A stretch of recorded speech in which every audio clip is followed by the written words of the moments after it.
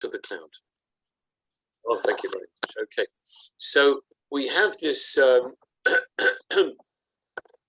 We have what is called Purim Cotton, the small Purim, And what is the big deal about the small Purim? Well, there's something quite unique, really, because apart from the fact that we don't say Tachnan, there is no official observance of this particular festival. However, one thing that is mentioned, and this is right at the end of the Shulchan Aruch, are the laws discussing Purim, and then right at the end of that come the laws discussing Purim Katan. Okay, and the very, very last entry into the Shulchan Aruch, the Orach Chaim, is a very interesting comment by the author, the Ramah, Rabbi Moshe Isserles, who was the author of a part of the Shulchan Aruch that was geared to and aimed at the Ashkenazim. The original Shulchan Aruch, which was written in the 16th century, was actually written by the Bes Yosef, Rabbi Yosef Karo, who was a Sephardi. And most of his decisions, it was an epoch-making work, and it was accepted throughout the Sephardi world. So the Ramah of Moses Isserles, he wanted to add to this great work the customs and the laws according to the Ashkenazi tradition. Yes? So on every halacha, you have his notes, his appendages, his additions. And he writes right at the end of Purim Katan that although there is no mitzvah to have a Suda on this meal, on this day, we don't read the Megillah, we don't do Mishloach Manos, we don't really have a Suda, we don't really do anything. However, he does say that some people have the custom of having a bit of a meal. Some people have the custom of having a bit of a meal. Yeah. No, that's something that's coming up later. The dancing in Chabad is a different thing. Some people have a mitzvah, some people have a custom of having a meal. However, the Ramah says an interesting thing. He says, but that's not really the custom. That's not really the custom. He says, however, if you add a little bit to a meal on Purim Katan, he says that's kind of like a nice idea. It's a nice idea to commemorate the idea of, but he doesn't even say that you have to do that. And then it says at the end, he ends off with a verse, the Tov Lev Mishtet Tom, which I will translate as the good-hearted people are always feasting. Now, this is a verse in Mishlei, Proverbs, where King Solomon is talking about various moods, various attitudes, and he says, look, there are people who are depressed all the time, and they're just down the whole time, right? And he says, but people who are good of heart are always looking for an excuse to have a mishter, to have a feast, to have and that is how he finishes off with that verse. And there's a very interesting point here, because you could ask, well, what is he doing? He's quoting a voice. He's not telling you to do anything. He's just quoting a verse.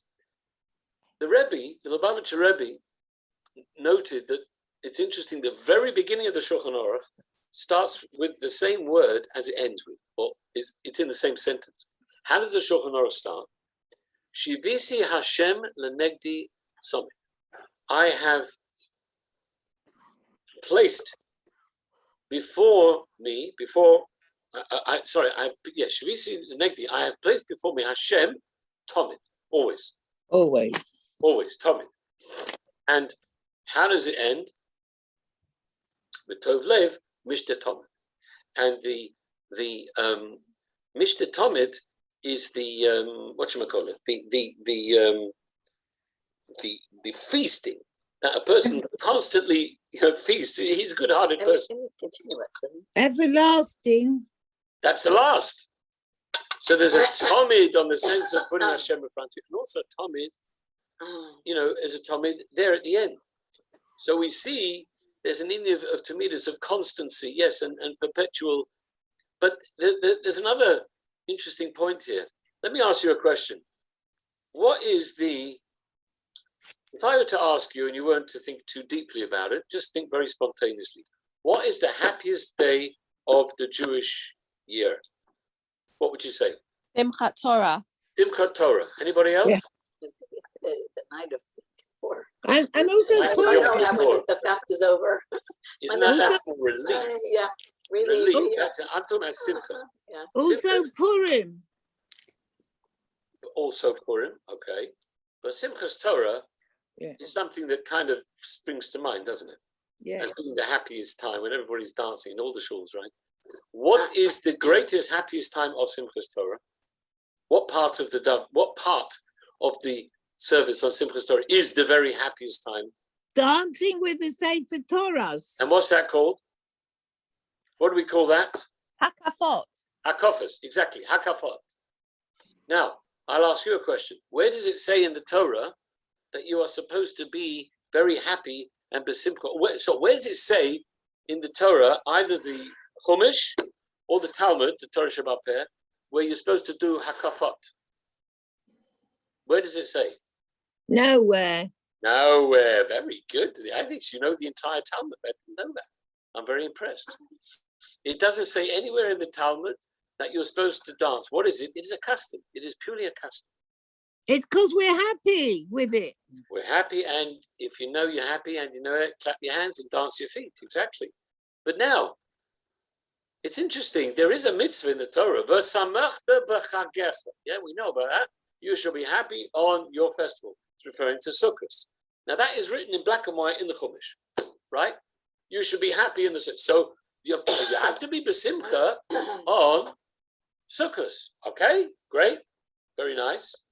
And there is a simcha that we have on Sukkot because it's like a chag, and the Torah says, and that is a biblical requirement. Then we have another thing. You know, in Sukkot we have a thing you've heard of the Simchat Beis HaShoel. The water pouring ceremony. Exactly, and all the associated party associated with that. That was a big party time, wasn't it? Yeah. Big party time. Okay. Now, where is that mentioned? That is not actually mentioned in the Chumash at all. It's actually hinted in the Chumash. The Talmud says that there are certain extra words, extra letters in a section dealing with the sacrifices of Sukkot. And the rabbis, every single letter is very special and unique. And therefore, they notice that there's an extra mem, an extra yud, and an extra mem that does not need to be there. They are extra letters that we can't really, in the sections dealing with the Sukkot sacrifices. Okay? Where do you see that in the Chumash? Yeah. Yes, it's in the Chumash. It's in the Chumash. So if you've got an extra mem, yud, mem, what's that in Hebrew? Mayim. Mayim. Now, so that's why we have this thing, Ush'avtem mayim b'sosoi mimanei Yeshua, right? This is the whole idea of mayim, the joy associated with the water pouring, is the mayim. Yes? When they took the Simchas Beis HaShoeva, is when they took the water and they would pour it on the Mizbech instead of wine. And you might think, look, okay, that's nice. It's a nice thing, but why be so much besimcha? And yet we find that the simcha of the Simchas Beis HaShoeva was so awesome, was so amazing, that it says that somebody who did not see that simcha never saw simcha in his life. He has no idea what simcha is all about. No idea. And that was so incredible. There was juggling, there was fireworks, there was lighting, there was dancing. The great rabbis would juggle with fire. I mean, it was like an amazing, amazing thing, right? Now, so here we find, now this hinting is in the Rabbi, it's the Torah Sheba'al Peh, the oral Torah. So it's funny.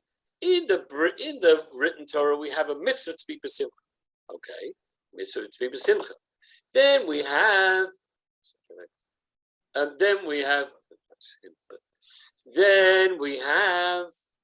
the rabbinical thing, which is the idea of being Oshavtim Mitzvah, which the rabbi said was learned out from Mayim.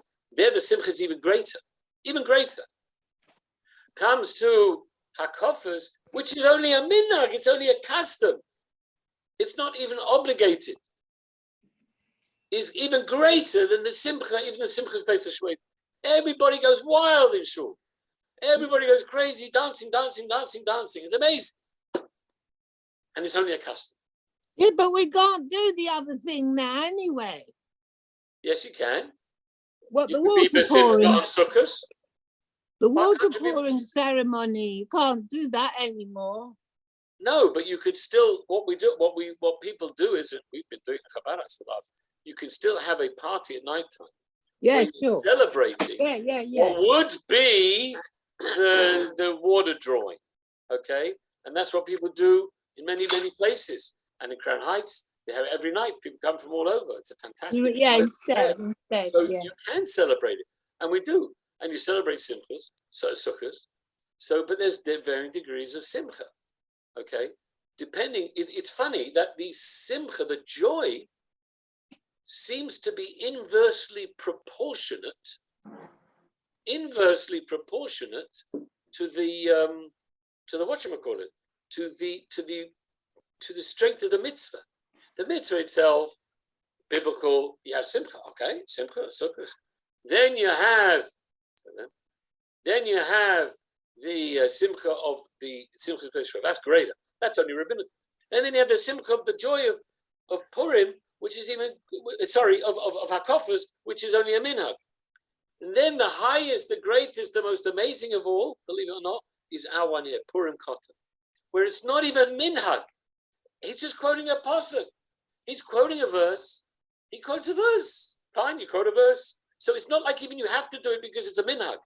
Sometimes there's something where there's an obligation to do it. You have an obligation to do it. Okay, you have an obligation. But it's not necessarily, sometimes there's a situation where it could be even greater just because you're doing it on your own. I'll give an example. A lady, a mom and dad are going out. They're going out and they tell their daughter, "Hi, honey, do me a favor. Could you whatchamacallit? Could you could you clean up the house before I go? Before we come back?" Now, guess what? The daughter, Hani, was planning to clean the house anyway, as a surprise to mum and dad. She wanted to do it. She knew mum and dad would like it. But now her mum has told her to do it. So she's told her to do it, so there's no more surprise anymore. Do you understand? Yeah. Sometimes when you do something from your own initiative, it is a greater joy. And because it's not you have to do it, you're told to do it, or even it's a custom to do it. It's just you're mentioning there's a concept. And it's people do things from their own initiative sometimes can be an incredible, greater thing. So Purim Katan, in a sense, is this concept of having even the greatest possible joy when it's done from your own initiative, not because it's a mitzvah, not because the rabbi said so, not even because it's a custom, but because, you know what, that's just the way it's a good idea to. It's an amazing concept. Yes. Ladies, if you can hold on 1 minute, if you can hold on, I'll be back. Just 1 minute. I just need to say something to somebody. You want a coffee? I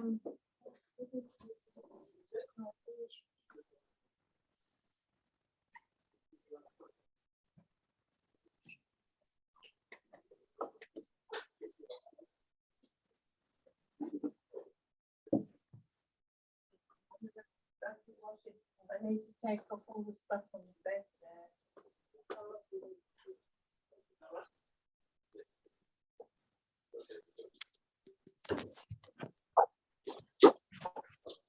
Okay.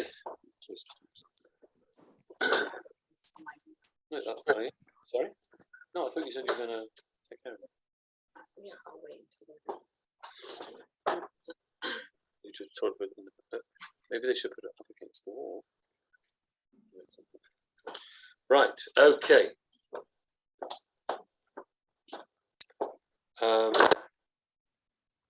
Let's just now point. Okay. Any questions on what I just said? Was that clear? Yeah. Who started it? It was not written down anywhere. Who started it? Who started? In other words, when did it become to be celebrated? Right. Is that what you're asking? Yes. Very good question. Very good question. Sorry. The only thing I could imagine, we've been having a leap year that was put into the calendar for quite a long time. Yes. Now, as I say, it seems there was never any question. The Talmud already discusses. The Talmud discusses. Is there anything to do on Purim Kotan? And the usual answer is no. Yeah, the usual answer is no. There's nothing to do because we don't. Right? We commemorate it by, as we just said before, not saying Tachna. Yes, we don't say Tachna. We don't say those penitential prayers. But so that that obviously has been going on for quite a while. Also, that's like about 2,000 years as well. But in other words, it's probably only probably more like a few hundred years. The idea that people thought maybe it's a nice idea to have a sort of. I do believe that there was one of the Balei Tosafos who are commentators to the Talmud. Okay, some great Tosafos, usually lived in France or German. I can't remember who it is, but I did hear this the other day that one of the commentators, one of the Tosafists, used to actually have a big Purim, a Suda, a big Suda on Purim Kotan. Like for him, it was just like Purim. Okay, and I guess it could be that this is the authority that the Shulchan Aruch is quoting, that says, the fact is that it never became a custom to do throughout the Jewish world. It was just, certain perhaps individuals who decided to take it upon themselves. It's a mini Purim, so we're gonna make a big Suda. But it did not become an obligation. Okay. But the point is that here, in a sense, we're learning out something very deep, that sometimes it's not obligatory for you to do something, but that doesn't mean it's not a good idea to do it. And sometimes it's the best idea to do something on your own initiative.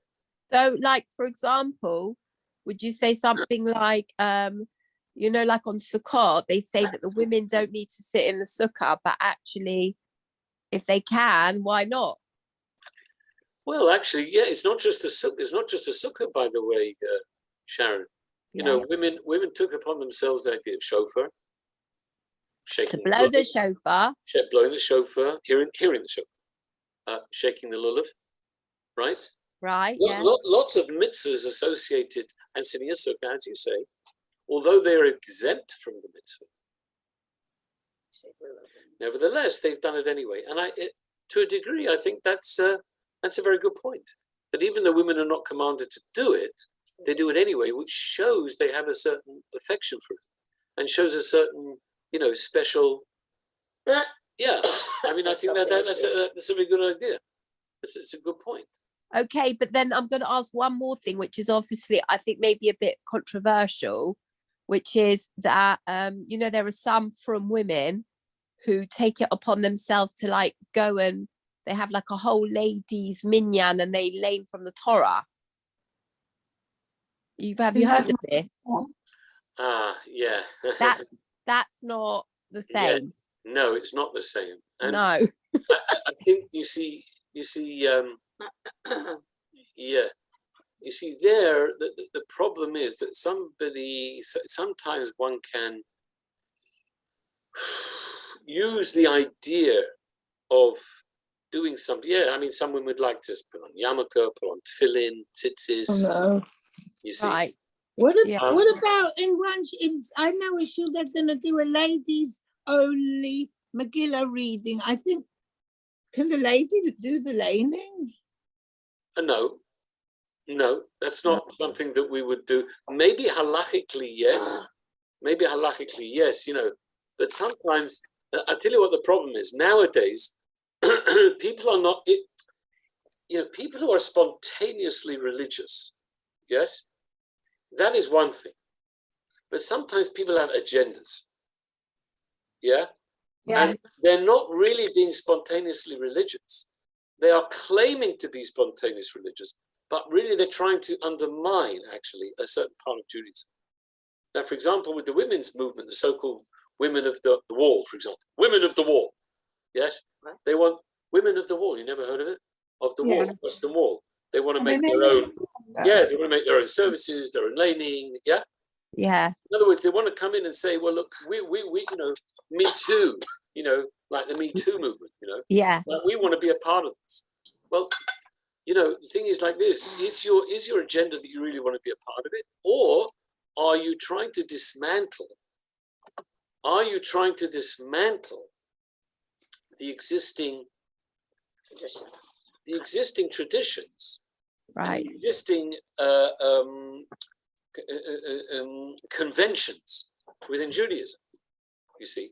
And, you know, reform, the people, for example, the women of the wall, whatever, people who want to wear yarmulkes and put on tefillin, they're not so much interested in doing, I don't believe they're so much interested in doing those things as trying to pull down what they consider, yes, some kind of a male-dominated patriarchy. Yeah. You understand? So it's not about becoming more spiritual. It's about pulling down others from being spiritual and or like fighting for rights, but that's not what it's supposed to be about. Yeah, absolutely. It's not supposed to be about that at all. Yeah. It's not that. Yeah, exactly. You know, you had a chap called Korach. We all remember him. Now, what did he say? One of the things he said that gave away his game, he was pretending to be very like, Kol ha'am kadoshim, all the people are very holy. Why are you now, we all want to be Kohanim. We all want to be priests. Why you and Moshe and you and your brother, you want to be the big Kohanim. What about the rest of us? That sounds very admirable. But that's the whole point. He says, in other words, but what he said, Rav lochem b'nei Levi, you've got too much covered. You've got too much greatness. We have to take some of that away from you. That is just pure jealousy. That's a jealousy. So you're pretending to be concerned with spirituality, but really you're just jealous of somebody else's position. And I think this is a lot of the thing with the women of the wall reform. Yes, they perceive a male-dominated religion, which is not really. It's just that Judaism says there are different roles for men and women. Now, women who don't understand the greatness of their own role as women somehow think the role of men is greater and bigger, which it isn't. It's just more public. It's just more public than the women. But the women have the whole house to basically build the home of the Jewish people through building homes. Yiddishkeit is based on, the religion of the woman, right? Not the religion of the father. Well, if you would think it's a male-dominated religion, wouldn't you say that the male dominates and says, right, Judaism goes after the father, mate, all right? Forget you ladies, you second-class citizens. We're not making religion part of your children. No, we're the big guys, yeah? You wouldn't do that, okay? It just wouldn't, the religion said, the Talmud says that God spoke to the ladies before he spoke to the men about Torah. Oh, that makes a lot of sense. The men are more important than the women. Well, why is he speaking to the women first? Do you know what I mean? There are so many numerous examples. So therefore, you've got to be careful that the initiative that you have is kosher and it's purely based on a spiritual thing. But when you do that, that's great. That's wonderful. That's perfect. That's what it's all about. And shows how great you are when you say, I'm doing it on my own. I'm doing it on my own. Don't tell me, I want to do it on my own. Right. Yeah? That's the greatness of Purim Katan. Okay. Now let's move on to the Parsha. Heard a lot about this last Parsha. Sorry? We heard a lot about this last Parsha. So meaning, right? Which Parsha? Last Parsha? Yeah. Or this Parsha? What's this Parsha? I'm not sure what you Okay, mean. no mind. Click on. Which self? No. Okay. So Sisa, are talking about Sisa is basically, again, we're sort of hinting to the Chetzi Shekel. If you look, Ze Yitnu Kala Oiver Sisa is when you want to count the Jewish people. What do you want to do? How are you going to count the people? You got to count them. You don't go 1, 2, 3, 4, 5, 6, 7, 8, 9, 10. You don't count Jews by numbers. What do you count them? You count them by half shekels. Half shekels. Ze Yitnu Kala Oiver Lapudim Matzis HaShekel. Whoever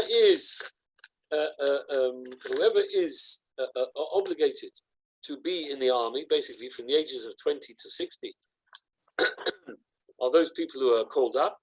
Those we give a half a shekel. Those people donate, right, to the Beis Hamikdash, and with those half shekels, we will count the Jewish people. Anytime you want to count the Jewish people, you give everybody a half shekel and you count them. It's very interesting. Okay, but this half shekel was associated, of course, originally with the erection of the Mishkan, of the tabernacle in the desert. What was everybody gave a machzis hashekel. Now, you gave a machzis hashekel. There were two things. There were three gifts in the building of the tabernacle. One gift was a chetzi shekel, half a shekel, that created these silver sockets on which the base on the beams stood. Yes. They were like the foundation, right? The silver sockets. That was a chetzi shekel. Everybody gave for that. Exactly. That was a head tax, a poll tax, half a shekel. Then you had another head tax, half a shekel, for all the sacrifices. And then everybody gave whatever they wanted: gold, silver, copper, mirror. Well, yeah, they made from the copper. They made mirrors. They made the mirrors. From the mirrors, they made the copper basin. Correct. Everybody donated whatever they wanted. Okay, but the commentaries mention that this chetzi shekel was an actual atonement for the golden calf. Although we didn't actually read about the golden calf yet, we're reading about that in this Parsha, a little bit later, and that the machzis hashekel, the half shekel, was an atonement to forgive for the golden calf. Now, of course, you may ask a good question. What was a half a shekel? I mean, I don't know how much exactly it was worth nowadays. There's interesting different amounts. Half a shekel of silver, how much would it be worth? Okay, it's a certain specific amount, but it's not like a humongous amount. Yeah? And yet, this served as a tremendous atonement for the Jewish people. How is that? Moshe Rabbeinu was a little confused. How could this serve as an atonement for the golden calf? And the rabbis say, you know how it's very interesting. I'm trying to try and if you look at verse 13, for those of you who have a chumash with Rashi in it, I will explain to you. It translates, it says, Herelo kamin matbeah shel eish, that Moshe Rabbeinu, Hashem showed him a coin of fire, and that it weighed half a shekel. And he said, this is what you should give. That is a bit strange here. Moshe Rabbeinu did not understand how it is that half a shekel can atone for the sin of the golden calf. The sin of the golden calf was a pretty bad sin. It was like the worst thing we have ever done, right? And he gave a half a shekel. And so then Hashem says to him, I'm going to show you a coin of fire. So what's that mean? What does that mean? Fire. I mean, fire and the coin are two opposites. A coin has a very specific dimension. It has a specific weight. It has a specific material. It is very, very definite, isn't it? You have a coin is a coin is a coin. Mm-hmm. Fire, on the other hand, is in a sense the opposite. Fire, how big is a fire? How big does a fire have to be in order to catch fire to something else? One little flame, right? Spark. A spark can become Doesn't always that, right? Yeah. A spark can become a flame. But once you've got a flame, yes, even a little candle flame, one boring candle Yeah.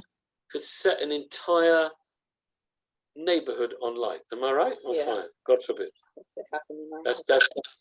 what happens. That's right. That's what happens in fire. So a flame. So and look at a flame. There's a flame. Can you measure the flame? No. Well, it's constantly changing, isn't it? It's changing. It's moving. It's changing. It's sometimes you get so even a candle. Sometimes you see candles. They're like, whoa, something's going. You know, it gets very high and then it gets very low. It starts wobbling. It's all over the place. So it's like opposite from a coin. So So what what- is it? What is the coin of fire? Oh, that's what I'm exactly what I'm going. That's what I'm going to say. The fire depends on how much fuel there is to fuel the flame. Of course, it depends on so many things. It's that's what I'm saying. A coin is so definite, and a fire is the exact opposite. No, it's almost like no limits to it. I mean, how long can a fire burn? Well, as long as there's stuff to burn, it'll burn. It'll carry on burning, right? So really, in a sense like this, in the midst of tzedakah, You also need oxygen. in the mitzvah of tzedakah, there are two parts to the mitzvah of tzedakah. One part of the mitzvah is you've got to give a certain amount. It's a certain amount, it's a definite amount. There are certain limitations, there are certain parameters, right? You're supposed to give 10% of what you have, 15%, 20%, not more than 20%, right? And if you're helping somebody, sometimes you want to help somebody, it has to be done with a sense of seichel. Yes? Somebody, let's say a poor person lives in a hovel, and he needs some food, he's starving. So you give him some food, you give him some clothing, right? You don't give him £10,000. You don't, I mean, like it's like that'll blow his mind. He won't even know what to do with that. Give him £1 million, right? You may destroy the person, right? How many lives have been destroyed by the national lottery? I mean, you may say how many lives have been blessed and how much money has been given. But we know all the stories, don't we? About the people who ran the national lottery and how they went cuckoo and they went bananas and they lost their family and they lost their friends and they went mashugi and they became alcoholics and drug it. Yeah, all these stories, we know all about it, don't we? I mean, there are stories, right? It's not all hunky-dory. So when you give tzedakah, when you give money, you have to do it with a certain limitation.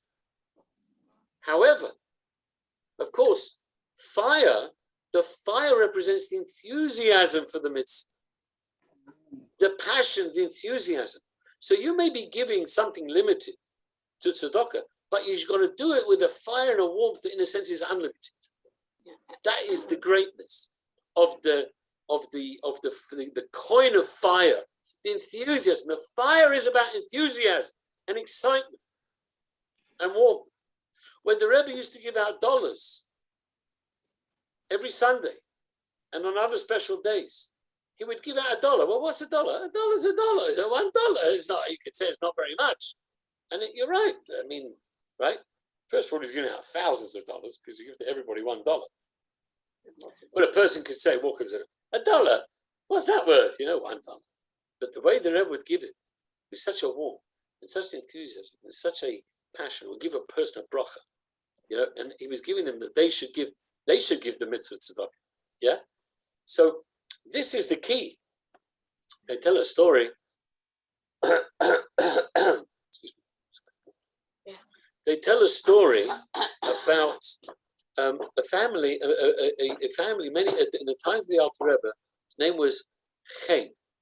I'm not sure what his first name was, but the family name there was Chaim, I believe. Now this chap they were pretty.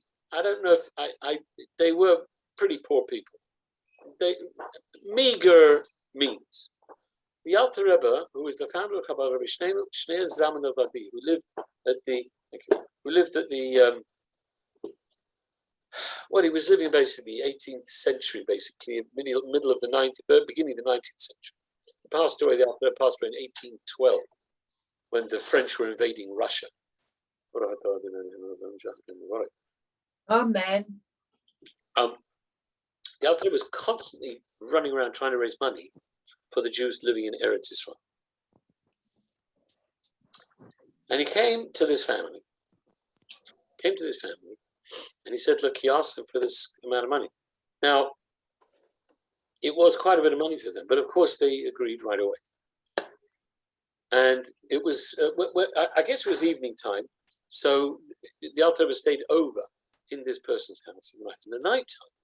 It seems the lady, the woman of the house, Mrs. Kane, shall we call her, she got up and she took the coins that they were going to give to the rabbi, and she started polishing them. Now, you know what coins normally look like. They're the coins can be a bit tatty, aren't they, after in circulation for a while. They look a bit tatty, and tainted, right? Tarnished, thank you, that's the right word. Tarnished. So, she started polishing, and she spent like hours polishing these coins until they shone. Okay. Well, in the morning, Rabbi Shneur Zalman took his leave. He went to leave, and they gave him the money. He looked at the money and he saw the shine, right, of these coins, and it blew him away. He thought, wow. It's the same value. You go into a shop, it's going to be the same value as as the tatty coins, because a coin is a coin. Yeah, it's tender. It's legal tender. The Alter Rebbe was so impressed. This guy, I guess, is like the initiative we were speaking about before. Yes, self-initiative. There's no need to polish these, but she wanted to show that although they're not giving much money, she wanted that whatever we're giving in an enthusiastic way. And she polished the coins so they were shining, right? And the Rebbe was so impressed, he gave them a bracha for arichis yomim, for long, healthy life. And it's known that they lived for very, very ripe old age, this Cain family. And in fact, all their children also, they have ripe old ages they lived to. In fact, I think one of their descendants is Rabbi Peretz came from Manchester, the South Manchester Chabad. He's descended from the family already 7-8 generations ago. So this is the idea of the matbeya shel eish, yes, that when you give tzedakah, and when you do a mitzvah, even any mitzvah, we should do enthusiasm. It's the enthusiasm in a sense that really counts. You could do something like a robot, and you'd be a robot.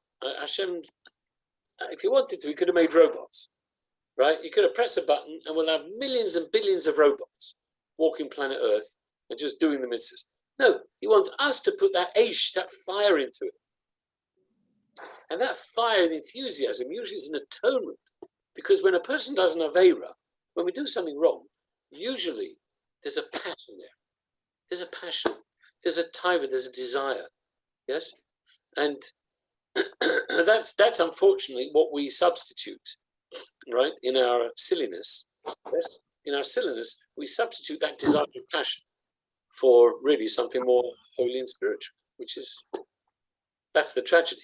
So when we do tshuva, and this is a kind of the atonement for the Chet HaEgel, but of course the Chet HaEgel, the golden calf, well, they were having a good time, boy. They were doing hakafas, lahavdil around the golden calf, serious hakafas, dancing and singing and having a real wild, naughty party, shall we say, right?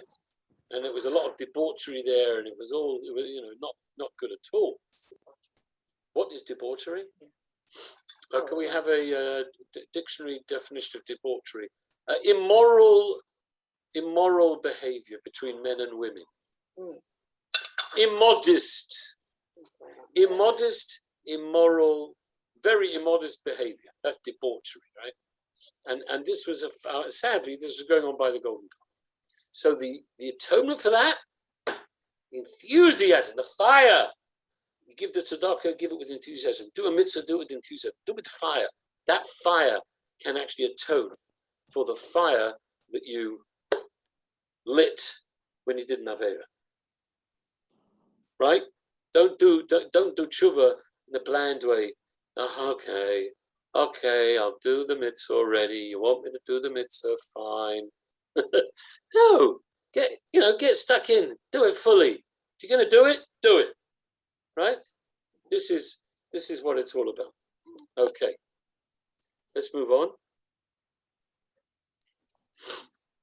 Now, since we've been talking about the golden calf, we may as well talk about it a little bit in depth and figure out what was going on. What was going on? Well, let's look at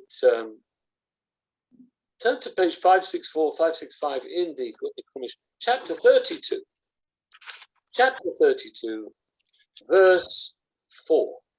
Did I have any guilt involved in That's exactly what we're going to talk about. This is exactly what we're going to talk about Aaron, his guilt or not, He or didn't otherwise. scream out loud. No, you didn't. Okay. So let's just understand what happens. If you look at the previous chapters, it says that the people came to Aaron and said, "Look, we want a golden calf." Now, and he said, "Okay, go and bring me the jewelry of the ladies," because he knew that ladies are not interested in going to give. They weren't interested in this nonsense with the golden calf. Okay. Anyway, so that was a delaying tactic. Now, look at verse 4. Look at verse 4. It says, "By kach miyodom," that Aaron took from their hands, by yotzar bacheret, and he fashioned it with a cheret, with a. Now, here's the problem. The word cheret is a little unclear. So Rashi actually says it means two things. Either it means a bag, a kind of a bag, some kind of a container. And another opinion is he brings like a fashioning tool. He fashioned it with a tool. Is it 4? It says here, took the rings. No. Verse 4. He took the rings. He took the rings and tied up in a cloth, you see, and the source of it, right, and made it into a, right? Here it says, had someone formed the gold in a mold, casting it. Whose in translation is that? Me'am Loaz. Interesting. That's not what Rashi seems to be saying. Rashi seems to be on a mold. I see. I see. That's the first, that here he says in a how does he translate here? A cloth. Okay, so I guess the Me'am Loaz is going according to that opinion of some kind of a mold. Okay. A second opinion is that he fashioned it with a tool. I'm not sure how I would try. Some kind of a sculpting tool is the cheret. Yes? And then it says, he made it into a golden calf. Now the problem is, of course, how in the world could you say that Aaron could do such a thing? It does. I mean, this is what Mrs. Overlander was saying. How is it possible? It sounds like he wasn't active in that. Well, according to the first interpretation, the fact that he bunked it in some kind of some kind of a cloth or whatever, seems that he was certainly a lot less proactive. Yes? But according to the second interpretation, it seems that it was less. It wasn't. I mean, what happened was, according to the, you have to understand that how, what happened was that according to even the first opinion, but just one second,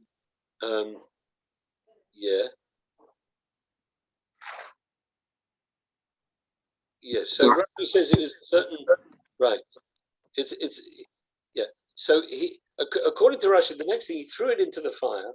Yes. What happened? It says that there were these sorcerers there. There were sorcerers who did some kind of sorcery because there was the Erev Rav. You remember the mixed multitude of people who came out from Egypt, and they were the ones who were really starting this whole thing. And they so they do use some sorcery. Okay. Now, here's the interesting point. If you look very carefully at the words, you'll see that actually when the Jewish people started off getting involved in this golden calf, they did not worship it as a golden calf. They weren't looking for a golden calf. They weren't interested in worshiping a golden calf. What did they say? Look, let's see exactly what they say. Let's just go back a second. That would be a festival torch for Hashem.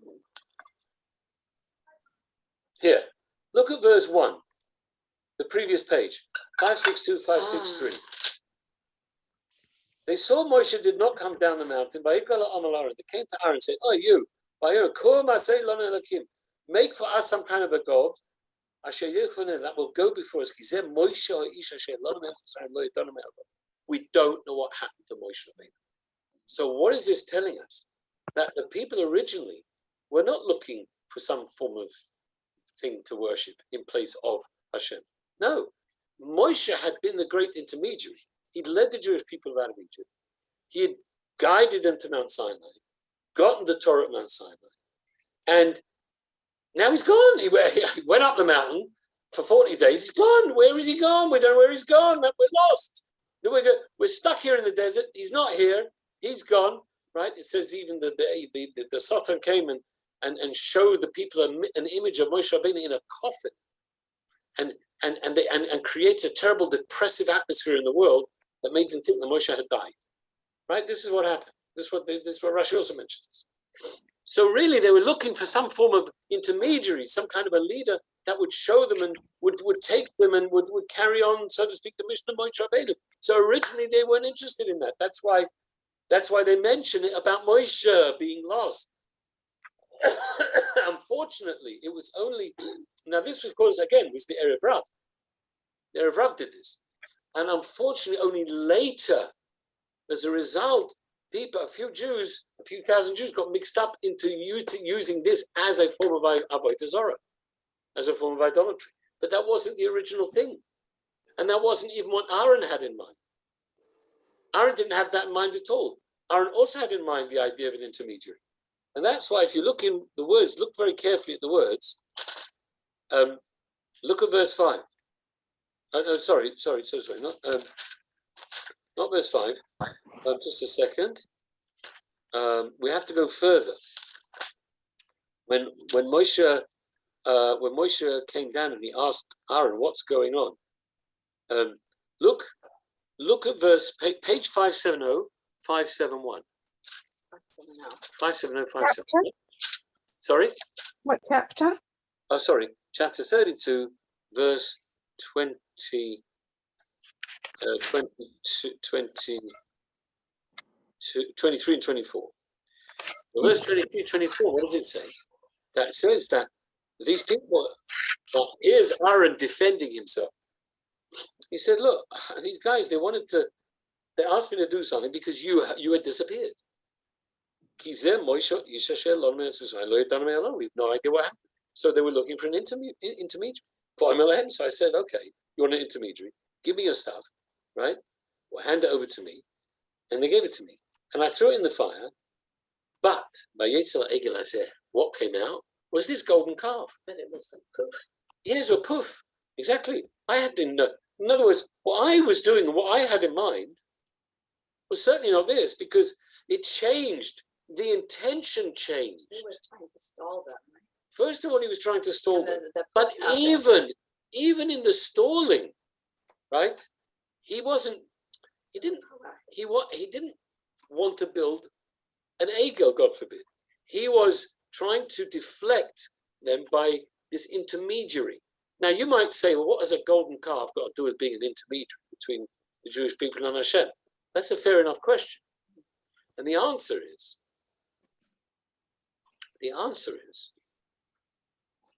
it's based on something that we read in Shavuos. On Shavuos, we read the Haftarah for Day of Shavuos is the vision of Ezekiel. Now, the vision of Ezekiel is the highest, most incredible prophecy you can imagine. And in fact, the Jewish mystics quote this a lot. And it speaks about a holy and heavenly chariot, a chariot that he's built to. And in that chariot were 4 faces: the face of an eagle, the face of a lion, the face of man, and the face of an ox. And these 4 images represented very, very high godly levels that were beyond a great, great level of godliness. Okay, they weren't just pictures of animals. These animals represented something great and very, very high and very spiritual. So when the Jewish people lost Moshe Rabbeinu, or they thought they'd lost, they wanted to see, they all saw this great vision of Ezekiel at the beginning of the Torah. Every person in amongst Jewish people saw the greatest prophecy that even Ezekiel didn't see. They saw the chariot, they saw it was mind-blowing. So they saw that. So they thought, this must be some kind of a godly great representation. So if we build the, let's see, Azar has to leave. We're almost finished. I understand. That they wanted to just have some representative, that great, godly, amazing, mystical revelation. However, unfortunately, the Erev Rav, with their sorcerers, hijacked this idea and turned it into a real bona fide idol, and they said to the Jewish people, these are your gods. And that's what they said. These are your gods, is it right? And these are the ones you should worship. So they changed the whole thing around from being just an intermediary to be like, come on, now you could just forget about the intermediary stuff. This is your idol. Take it away. And unfortunately, a few thousand Jews did. But remember, there were hundreds of thousands, there were millions of people there at the time. So it says, I think, 3,000, 3,500. Huh? 3,000 people were killed. What is a percentage of 3,000 compared to millions of people? I have no idea. It's very, very, very small. It's 0.0 something around, right?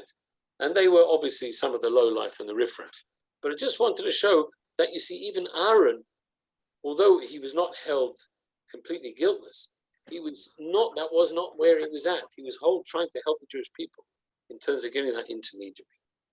Anyway, so Bezos Hashem, of course, Hashem was very kind, and later on Hashem, of course, showed Moshe the 13 mitzvahs of attributes of Rachamim, which of course also help us to do tshuva and to repair. And Bezos Hashem, that tshuva that we did at the time should stand us in good stead, and we should merit to be able to celebrate Purim and giving the Matzis HaShekel in the land of Israel, together with Mashiach, the building of the third place of Amen. Amen. Shkoya, thank you. Sharon, I'm going to bring you a hummus. Oh, you're so sweet. I have got one downstairs, but it didn't arrive. No, but I'll bring you the one that we're using. Oh, okay. The Gutnick one. Thank We'll all be you. on the same page. Yeah. Perfect. We won't Thank- because I've got the single ones and you're doing the double one. Oh dear. Well, that's why I give you at least the chapter number. Yeah, because it's got the same. Who is your guest, Mrs. Suffren? It's Connie Bucket. I made a mistake. Good morning. When I got the text, I will see you on Zoom, so I thought it was saying don't come. So, but I've got a madhouse, so I would have had, I'd have got the whole Shiur if I'd have come. You got a madhouse? Yeah, I've got Can I Shmuley come from over? California, I've got Mendel from Leeds, it's quite a madhouse. Oh, lovely. We want to come over. Oh, this is Connie Bucket from Florida. It's a Hello, nice Mrs. house. B. Hello, Mrs. Bucket. Hello. Your husband wants Alti, is that right? That's No, my no. brother-in-law. My husband's Zalman. So who spoke for us many years ago? Probably He our didn't come in. Nigel Vogel. He's Where, married. oh, where are you folks? In Florida, Boca Boca. Raton. Boca. Okay. Oh, Yeah. we just visited you We didn't know they were last in Boca. month. We were in Boca last month for a Boca. wedding. Our Oh, son yeah. got married in Nice. what was that place called? Pembroke Pines. No, it's No. called, We went to Boca. It's like restaurants, kosher restaurants, and Oh, Carmela's. no, it it has it's like an open like door waterfall Roadhouse. Yeah, Roadhouse. roadhouse. Yeah. Oh well, Roadhouse or Oak and Ember. Oh, Oak and Ember. Oak and Ember. Oh, okay. Can I get rid of that? Yeah, that's where we were. Oh, we're very close to there. Okay, very nice. All right. Well, the sun's shining today for you. Yeah, Baruch Hashem. Thank God. Okay. Well, thank you all for coming. Thank you all, and we wish all the best to everybody Yes. here until next Good Shabbos, Good Shabbos. everybody. Good Shabbos. Thank you, Bye. Overlander. pleasure. Thank you. Thank you for Bye. making the special effort. We do appreciate it. We missed you. Very Thank much. you. Thank you. Great to see you. Bye. Bye. It's nice to see Bye. everyone. I apologize. I was going to come because I'd got out of here and been on time, but then I got this text that said, see you on Zoom. So I thought it meant don't come. So I didn't No, come. we're on Zoom and in person every week. Yeah. There's a session. Okay. Okay. Bless you. all. Okay. Thank you very Bye. much. All the best to Luke. Bye. Bye.